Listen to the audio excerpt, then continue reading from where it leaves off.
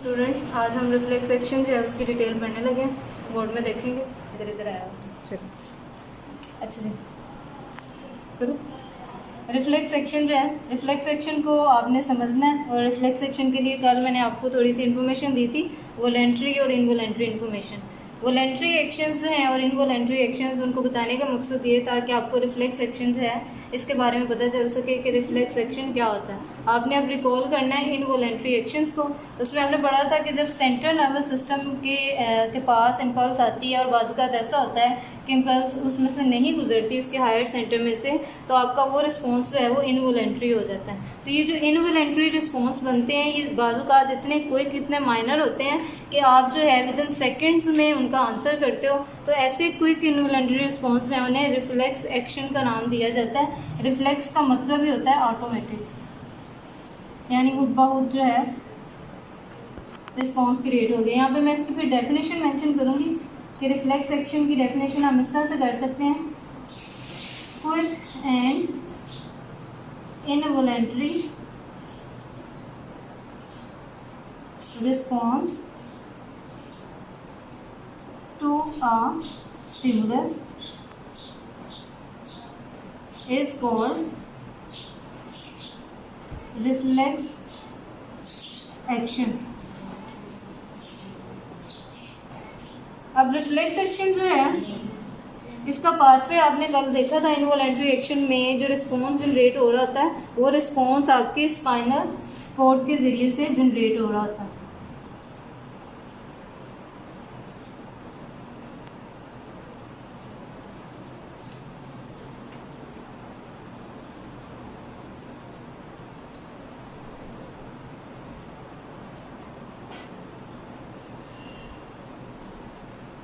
अब spinal cord किस तरह से रिस्पॉन्स जनरेट कर रही होती है, इसके लिए आपको स्पाइनल कॉर्ड का स्ट्रक्चर जो है वो याद होना चाहिए। क्या है, मैं अब आपको रिस्पॉन्स जनरेशन के लिए स्पाइनल कॉर्ड का स्ट्रक्चर जो है वो बनाकर दिखाऊंगी।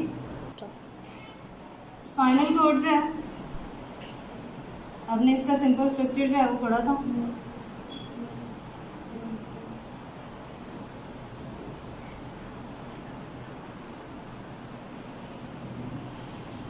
इसमें आपने देखा था मेडुला की एक्सटेंशन जो है वो आपका स्पाइनल कॉर्ड जो है उसको बनाती है।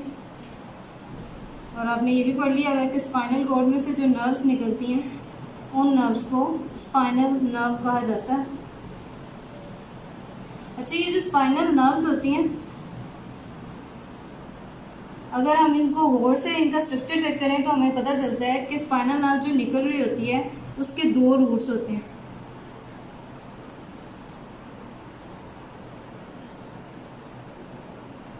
ठीक है, हर स्पाइनल नर्व के दो रूट्स होते हैं जब वो निकलती है स्पाइनल कॉर्ड में से।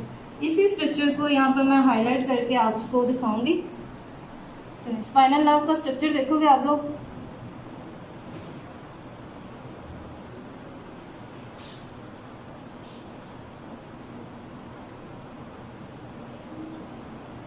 ये आपको इस शेप में जो है वो नजर आएगा।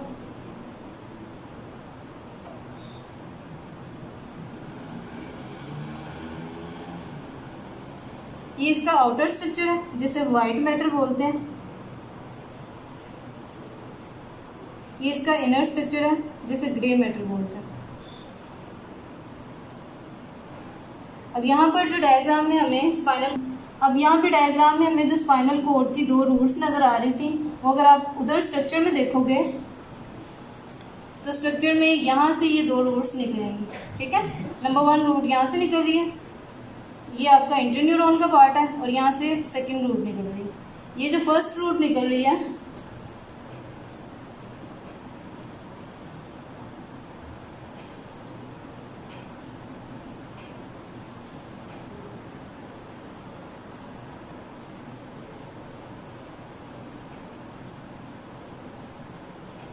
ये जो आपकी फर्स्ट रूट है ऊपर वाली, इसको डोर्सल रूट बोला जाता है।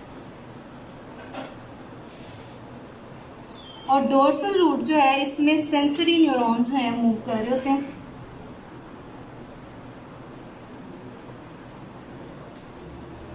और आपकी ये जो नीचे वाली रूट है इसे वेंट्रल रूट बोला जाता है।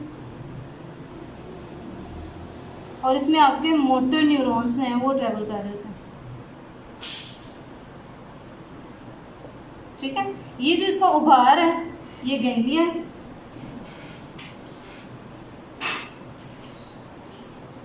आपने जो स्ट्रक्चर पढ़ा था पेरिफेरल नर्वस सिस्टम का, उसमें नर्व्स और गैंग्लियन के बारे में आपको बताया था।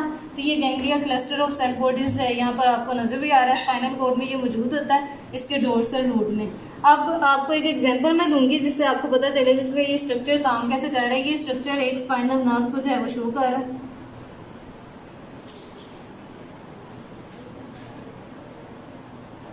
ठीक है, अब सपोज करो अफान साहब खड़े हैं आराम से चेयर के पास लंच लेकर, और पीछे से आफ्ताब आया और आफ्ताब ने क्या किया, उसकी नी पर आकर जो है वो हिट किया। आप लोग आमतौर पर आपने नी जर्क देखा होगा, घुटने पर झटका लगना।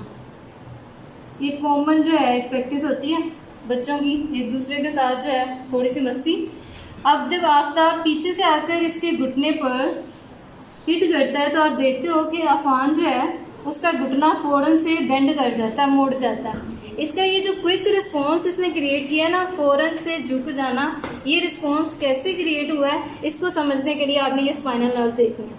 अब इधर स्पाइनल नर्व में आओ, होता क्या है कि जब रिसेप्टर जो हैं सेंसरी ऑर्गन यानी घुटने की स्किन को जो है बताते हैं कि वहाँ पर स्टिमुलस मिली है एक्सटर्नल एनवायरनमेंट से। एक्सटर्नल एनवायरनमेंट से स्टिमुलस मिली आपके स्किन को, नी के रिजल्टेंट में होगा क्या, सेंसरी न्यूरॉन डोर्सल पार्ट जो है आपके स्पाइनल नर्व का वो एक्टिवेट होगा। वो इस मैसेज को, इम्पल्स को जो है, इम्पल्स को जो है वो लेकर जाएगा और इसको कहाँ लेकर जाएगा, इनर पार्ट में, जो कि ग्रे मैटर है। यहाँ पर ये पार्ट जो है इंटर न्यूरॉन्स को रिप्रेजेंट कर रहा है। स्पाइनल नर्व में मौजूद इंटर न्यूरॉन्स जो हैं यहाँ पर उसी तरह से जैसे आपको पता है रिस्पॉन्स तैयार करते हैं, तो यहाँ पर भी वो रिस्पॉन्स तैयार करेंगे। ये रिस्पॉन्स तैयार कर दूसरी तरफ मोटर न्यूरॉन जो उनके वेंट्रल रूट में पाए जाते हैं उसको देंगे, और वेंट्रल रूट जो है इसको दोबारा लेकर जाएगा अफेक्टेड तक, और आपका घुटना जो है वो फ़ौरन से बेंड हो जाएगा और अफान जो है वो नीचे को मूव करेगा, और उसके बाद वो आफ्ताब से बातें भी करेगा जो उसको और आफ्ताब को पता है। ठीक है, तो ये आपकी एग्जांपल बताने का मकसद ये है कि स्पाइनल नर्व के ज़रिए से क्विक और इनवॉलंटरी रिस्पॉन्स जो है वो जनरेट हो गया और आंसर भी दे दिया। नाउ द क्वेश्चन इज़ कि स्पाइनल कॉर्ड के ज़रिए से रिस्पॉन्स क्रिएट हो गया, आपने आंसर भी कर दिया, ये सारा काम आपका रिफ्लेक्स एक्शन को शो कर रहा है। इसमें सेंट्रल नर्वस सिस्टम का क्या किरदार है? अब क्या सेंट्रल नर्वस सिस्टम से रिस्पॉन्स क्रिएट नहीं हो रहा था तो सेंट्रल नर्वस सिस्टम अब कोई काम नहीं कर रहा होता? नहीं, इसका आंसर सिंपल है कि सेंट्रल नर्वस सिस्टम जो है वो एज ए कोऑर्डिनेटर काम तो नहीं कर रहा होता रिफ्लेक्स एक्शन में, लेकिन आपकी बॉडी को ये मालूम होता है कि उसके साथ हुआ क्या है। तो वो जो उसके साथ अमल हुआ है वो उसको पता कैसे चलता है, सेंट्रल नर्वस सिस्टम के ज़रिए से। अब कैसे सेंट्रल नर्वस सिस्टम को ये इन्फॉर्मेशन जाती है, तो स्पाइनल नर्व्स के इंटर न्यूरॉन्स रिस्पॉन्स क्रिएट करके उसको वेंट्रल रूट के ज़रिए से मोटर न्यूरॉन्स अफेक्टेड तक तो पहुंचा देते हैं, लेकिन इसके साथ साथ जो इंटर न्यूरॉन्स हैं वो मैसेज को यहाँ से कंडक्ट कर देते हैं सेंट्रल नर्वस सिस्टम तक। सेंट्रल नर्वस सिस्टम को भी वो बता देते हैं अपने मोटर न्यूरॉन्स के ज़रिए से कि हमने जो है ये एक्टिविटी जिस्म के साथ परफॉर्म की है। इसीलिए आपका ब्रेन अवेयर होता है कि बॉडी पार्ट के साथ क्या हुआ है। आप घुटने पर जब आके चोट लगी तो आपका घुटना बेंड तो ज़रूर करता है, लेकिन उसके साथ साथ आपको खुद भी मालूम होता है कि आपके साथ कोई एक्टिविटी हुई है। लिहाजा रिस्पॉन्स जनरेशन में स्पाइनल कॉर्ड जो है इन्वॉल्व है, और स्पाइनल नर्व जो है ये इन्फॉर्म भी कर रही है सेंट्रल नर्वस सिस्टम को। यूँ आपका एक रिफ्लेक्स एक्शन जो है वो कंप्लीट होता है, और जिस रास्ते से ये सारा काम हो रहा है इस सारे रास्ते को जो है रिफ्लेक्स आर्क कहते हैं। मैं रिफ्लेक्स आर्क जो है इसका फ्लो चार्ट बना के आपको दिखा देती हूँ। रिफ्लेक्स आर्क बेसिकली जो है ये पाथवे है जो रिफ्लेक्स एक्शन परफॉर्म हुआ है उसका रास्ता है। अब ये रास्ता किस तरह से शुरू हो रहा है, इधर आपने डायग्राम में देखा रिसेप्टर से इम्पल्स मिली है, ठीक है, और वो इम्पल्स कहाँ गई, सेंसरी न्यूरॉन तक। सेंसरी न्यूरॉन ने उस इंफॉर्मेशन को स्पाइनल कॉर्ड में जो है वो भेजा, और स्पाइनल कॉर्ड के इंटर न्यूरॉन उन्होंने रिस्पॉन्स तैयार किया और ट्रांसफ़र कर दिया मोटर न्यूरॉन को, और मोटर न्यूरॉन से मैसेज जो है वो चला गया अफेक्टेड तक।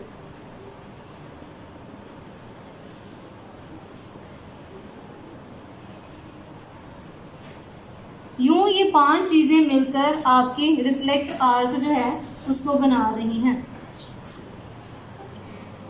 अब मैं बुक पे जो है उन्होंने आपको एग्जांपल दी हुई है, just after touching a hot object किस तरह से आप रिस्पॉन्स करते हैं, एग्जांपल उन्होंने इसकी दी थी, मैं यहीं से आपको जो है वो समझा रही हूँ। बोर्ड पे आपने नीचे एक वाली एग्जांपल देख ली है, यहाँ पे देखोगे ये आपकी उंगली है, उंगली जो है वो रिसेप्टर है, ठीक है। ये हॉट ऑब्जेक्ट से टच की है जिसकी वजह से उंगली की जो स्किन थी उसको जो है स्टिमुलस मिली। स्टिमुलस मिलने से हुआ क्या, रिसेप्टर जो है उस इन्फॉर्मेशन को सेंसरी न्यूरॉन को दे रहा है। ये सेंसरी न्यूरॉन जो है वो किसकी सेंसरी न्यूरॉन है, स्पाइनल कॉर्ड के डोर्सल पार्ट की। ये कहाँ लेकर गई है, स्पाइनल कॉर्ड में। यहाँ पर ये सेकंड पार्ट जो आप इंटर न्यूरॉन शो कर रहे हैं, ये इंटर न्यूरॉन जो है रिस्पॉन्स क्रिएट कर रहे हैं और ये ट्रांसफर कर रहे हैं वेंट्रल पार्ट मोटर न्यूरॉन को, और ये मोटर न्यूरॉन जो है अफेक्टेड यानी मसल तक लेकर जा रहे हैं, और यहाँ से हॉट ऑब्जेक्ट से आपने अपने हाथ को पीछे हटा लिया। यूं आपने एक क्विक इनवॉलेंट्री एक्शन किया जिसे रिफ्लेक्स एक्शन बोलते हैं, और ये जिस रास्ते से सारा काम हुआ ये रास्ता रिफ्लेक्स आर्क कहलाता है। उम्मीद है आप लोगों को जो है ये टॉपिक समझ में आया होगा। कल इंशाल्लाह हम excretory system, one of the organ systems हैं, पढ़ेंगे।